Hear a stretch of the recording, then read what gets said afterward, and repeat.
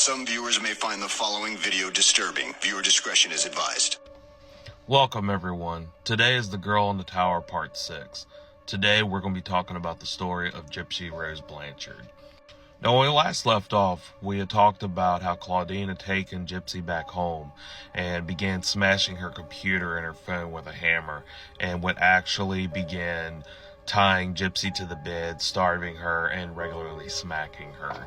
And because Gypsy had no way of contacting anyone, she would have to wait till her mother would fall asleep, and would actually get on the computer and create profiles on multiple social media accounts, one of which being a dating site called Christian Mingle, where she would there meet Nicholas Gogin. After talking several times over the dating site on Christian Mingle, they would actually add each other on Facebook, where Gypsy would actually make multiple Facebook accounts so her mother wouldn't find out what she was doing. And from there, Gypsy and Nicholas would actually get to know each other. One night early in the relationship, Gypsy would actually receive a message from one of Gogin's exes, and would actually go and warn Gypsy, saying that he was a bad guy and would refer to himself or consider himself a vampire and was really into the dominant, submissive stuff. But Gypsy would actually dismiss anything that this ex would say, and would more or less say in a later interview that she just thought that this girl was more or less jealous of Nicholas and was just trying to deter him from living a happy life.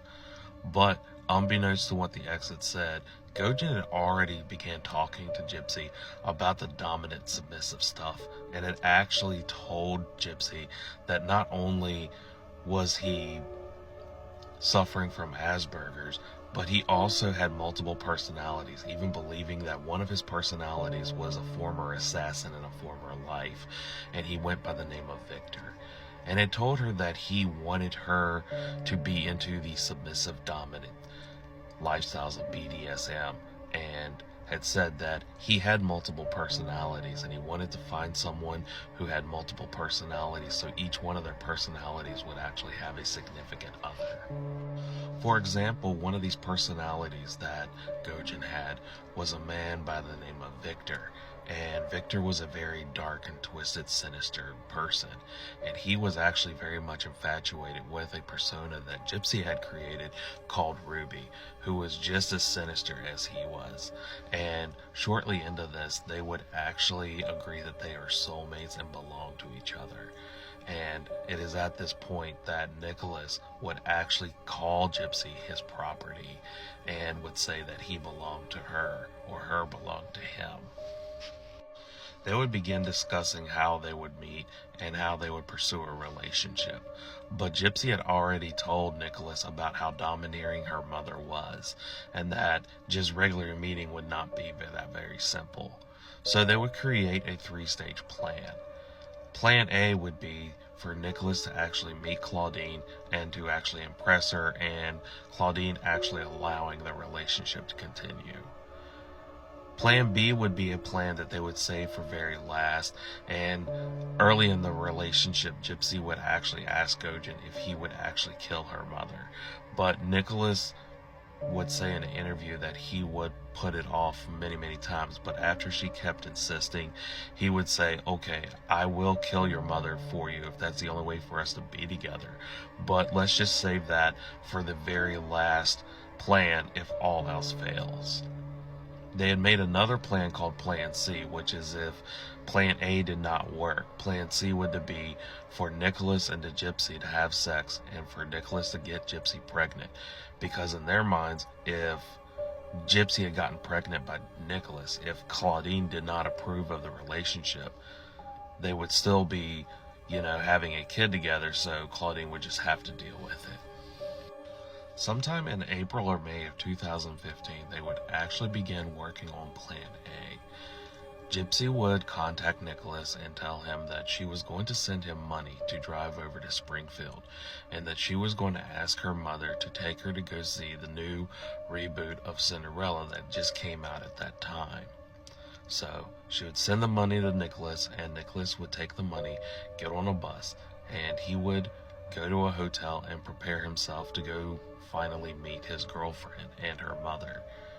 Gypsy would say at this point that the plan seemed surefire, but it wasn't until they got there that they realized how out of place Nicholas looked. Even though he looked very nice and his tie would actually match the Cinderella dress that Gypsy had put on, she did not take into consideration that this was the middle of the day, and here Gypsy is with her mother, and other parents are with their children, or other girls are going, and Nicholas is the only man in this movie watching a chick flick and has no children or no girlfriend beside him. Gypsy and Nicholas would plan it out that it would be a chance encounter. So Nicholas would walk up to Gypsy as they would get into the theater, and they would begin chatting back and forth. But Claudine was not very fond of Nicholas and would go to walk around and walk away and would kind of shoot for Gypsy to kind of follow suit. But Gypsy would stay back and say that she had to use the bathroom and wanted to get some snacks, to which Nicholas would oblige and say, well, if you need some popcorn or drinks, I would be more than willing to buy you guys popcorn and drinks.